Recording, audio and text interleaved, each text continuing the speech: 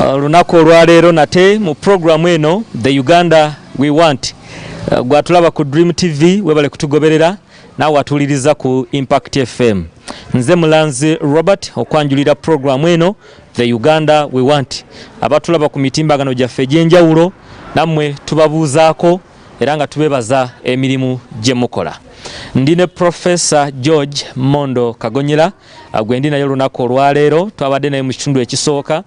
Mu kitundu kino ekyokubiri era muwa omukisa Professor Demu atubuuzeeko mu bufunze. Professor nsanyusa okulaba ku Dream TV ne Impact FM. Nze mbuuze abatulaba mwenna n'abatuwuliriza mbalamusiza muli bulungi mugyebale gye mukola. Katonda yebazibwa okubakuuma. Amina. Professor bw'otunuulira Parliament yaffe ya Uganda engeri gyekolamu emirimu gyayo ekusanyusa bw'oyagala egikole. Kyosooka kubuuza kiri nti emirimu gya Parliament mirimu ki gye balina kukola? Balina kuteekako amateeka, balina kulaba emirimu gavumenti egyekola nga balondoola. Okulondoola kozi ye monitoring.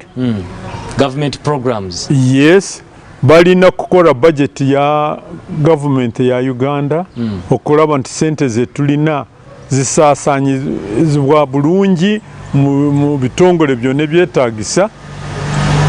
Egyo si emirimu emikulu gye balina kukola. Gye bakola? Ndowooza bagikola buli mwaka tufuna nankani budget. Balina n'amateeka mangi ge bateekako. Oyinza kukkirizangana n'okutakkirizangana nago naye omulimu gwabwe bagukola. So oba etteeka lizze litya akasaliva mu Parliament mu Parliament omulimu gwabwe amateeka ge bayisa gayinza kujja mu miringo egyo ebiri.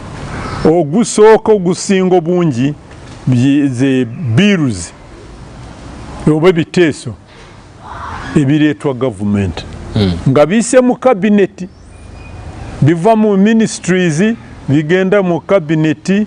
Solicitor General n'ayitamu waliwo department mu Solicitor General's office abayitamu ne balwa nti kino bakiwandiise bulungi nikiryoka nekigenda mu Parliament as a draft bill.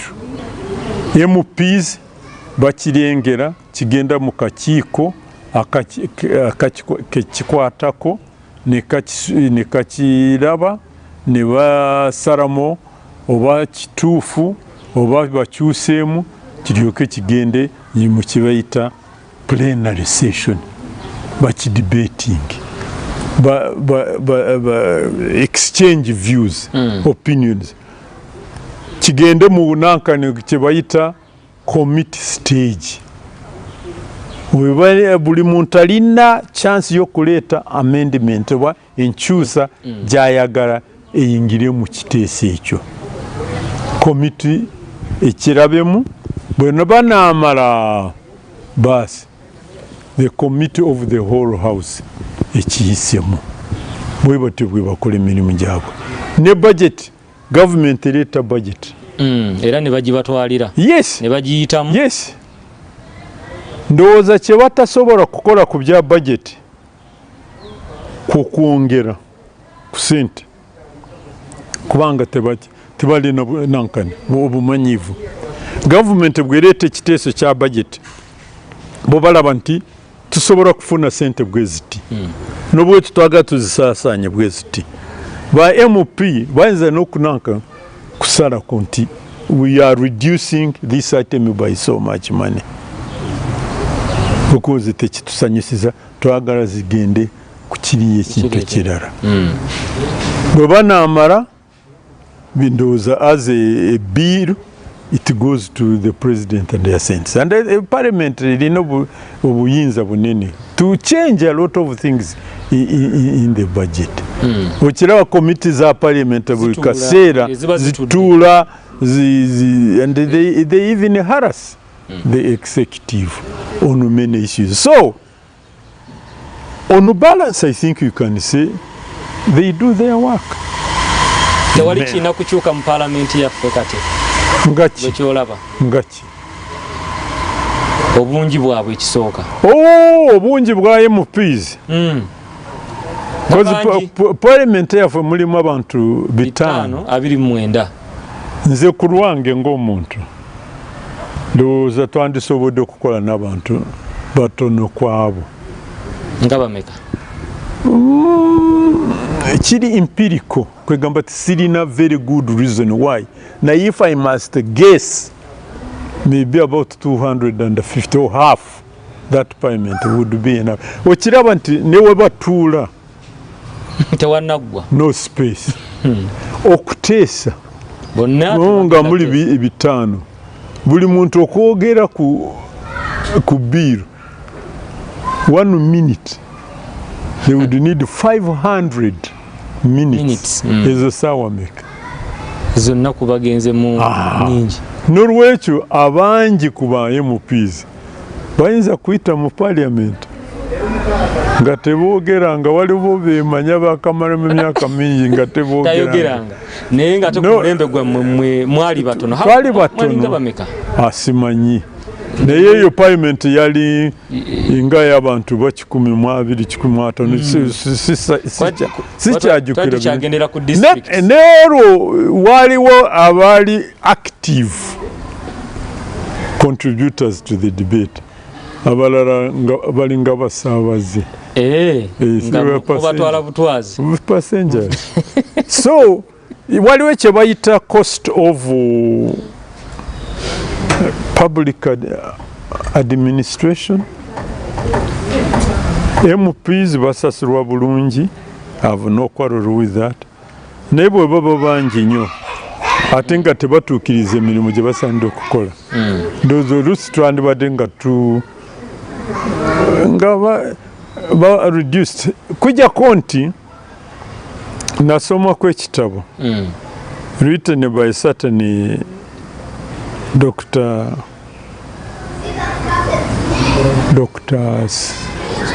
Chang ng'asomesa economics at Cambridge. N'agamba nti this kye batubuulira the book is 16 items capitalists don't tell you. One of them is the cost of public administration. He doesn't agree with those who say that administration should cost very little. What do we mean? Kyenda bwe kiri positive mu parliament omwo mwema mulimu abantu 5. By the end of 5 years, you have 500 Ugandans who have an idea about how the country is run. 500. At the end of 5 years? Yes, 500. But the term goes for 5 years? Yes, 500 of them. And that is not a lousy thing. 2, if they were very careful with the money they get, you have 500 Ugandans who have been upgraded to middle class. Kasaba nga bajja tebeewoza nti abamu baba beewoze ate ne bafuna nga basasula. So n'olwekyo obungi bwa MPs nakyo kirina something. Bwe baba nga bagenze mu ekyo ky'otugambye nga bwe bazze no mu parliament bazze babeeko gye bayiga ng'etambuzaamu eggwanga bakulemberamu eggwanga. Ne bwe bava mu parliament ne baddayo ewaabwe balina kye bakola ekyomugaso kubanga kati bamanyi how public affairs are run. They know what statehood is. They know it's responsibility of the executive. How does the police work? What is the use of an army?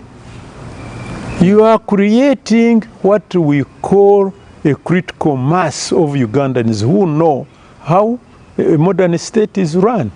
Another thing which I've seen, and I don't necessarily agree with it, many of these constituencies are on demand from the people themselves.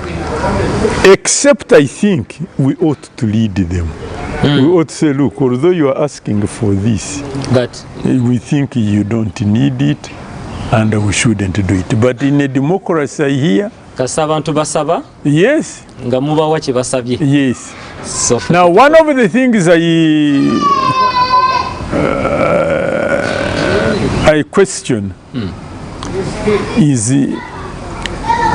the size of the districts, which must be represented each by a woman. By a woman. Yeah. Yes. So you have about 120 districts. That is 120 women women MPs. I have no problem with the women being in parliament, and I would like to see many more. But must every district have a woman MP? Couldn't one woman represent, say, a region? Like the American system, they have 435 members of the House of Representatives, but they have only 100 senators. Wow. Yes. So we could reduce. State. But state, however big the state is, no, they give them two. So we could say each region, say Masaka, Mbarara, Kaba, Kigezi, like that.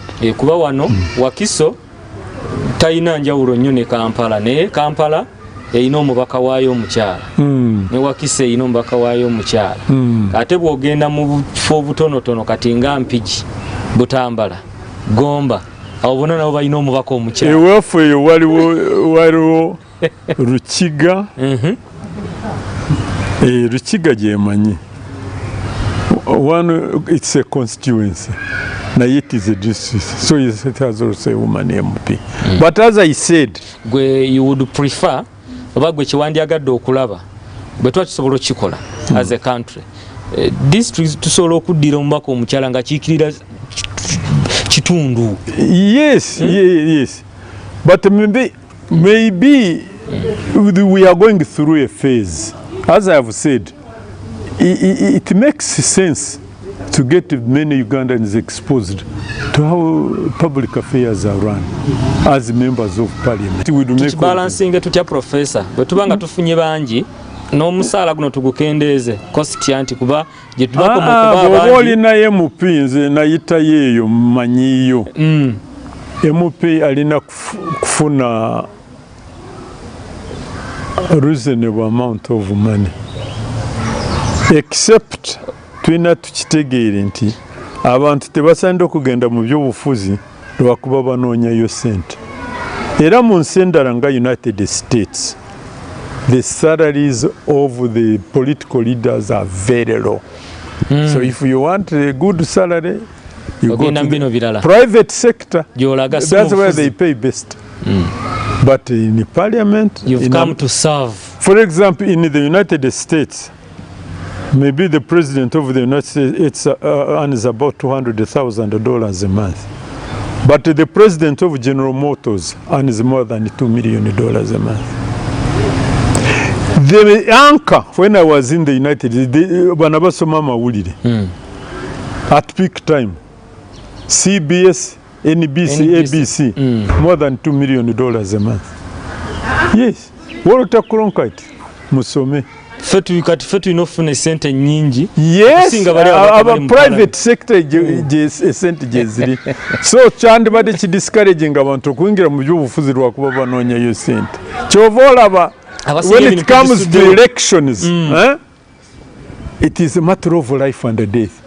I doubt whether the issue is whether they want to serve the people or they want to serve themselves. Or there is something they are chasing. Yes, now, that's my thinking. So people should, and for us, some of us, when we are going into politics, especially as young people, really we are not chasing money. We are into politics because we are convinced we needed to serve. Mwalina conviction. Yes. Mwalina ekibalumiriza ekyo nti ekitulumiriza abantu bafe abeeru babo beetaaga okuweerezebwa. Not only that, nsi yaffe Uganda, you see, in our days really politics was about conviction to serve. If I can dare say, some of us who are youth wingers in UPC of Obote 1, we are never given any allowances except to maintain you for your lunch and for your transport to go and do your work. Now yet today, no kolecho badda, they don't come back. No balogamba nti mugende teri allowance teri ki. Yeah. Obanoonya nga tobalaba. No, they would come back. They would come and report what they have done. But today, when I see people in NRM youth wingers or something come back and they say, "Oh, you owe us so much money." Really? You did what you did because you wanted it to be paid? That's terrible. Leadership is about the desire to serve. You can be supported financially, but it shouldn't be the primary objective when you enter politics. So I really get surprised and disappointed when I see people putting money before everything else. Okay, Professor. So bwe twogera ku parliament ye Professor bwe kiba kisoboka ebintu biringa bisatu byatuwadde nga tugenda okumula mu kintu kyaffe kino ekisooka tudde ne Professor tusiibule tuve wano atuwadde ebintu bisatu bwe tuba twogera ku parliament ya Uganda oba oli awo bye yandyagadde ye okulaba mu Uganda gye twagala omuwendo guno bwe kiba kisoboka ogw'ababaka ba parliament abatukiikirira bwe gukendera talina buzibu nakyo okusinga bwe gwa tegukendedde bano abagenzeeyo tukirabe mu ngeri eri nti bafunye bagenda kufuna obumanyirivu nti ne bw'oba ovuddeyo mu bana 529 n'ovaayo n'otadda mu parliament gy'obozze tukkiriza nti oyize bakulembera eggwanga no ekikulu ekyala nti omuwendo ensimbi zino ze baweebwa twandibadde tuzikendeeza basobole okujja nga bazze kuweereza kwa myaka gyabwe bayingira parliament kuweereza gwanga nga babuusa amaaso ku kitundu kye bavaamu wabula ne batunulira gwanga. They entered into politics to serve the country. Let's take a very short commercial break.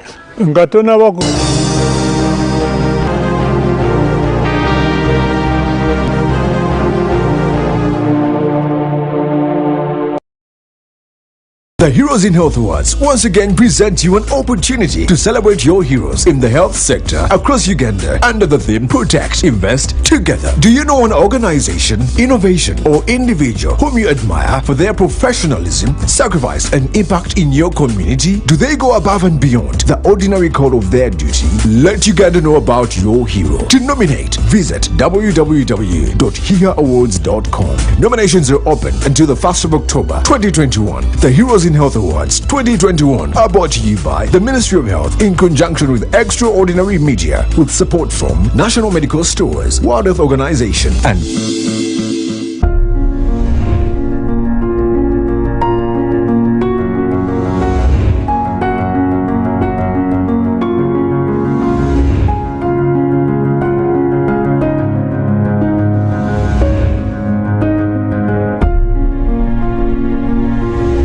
okugonjola ensonga ze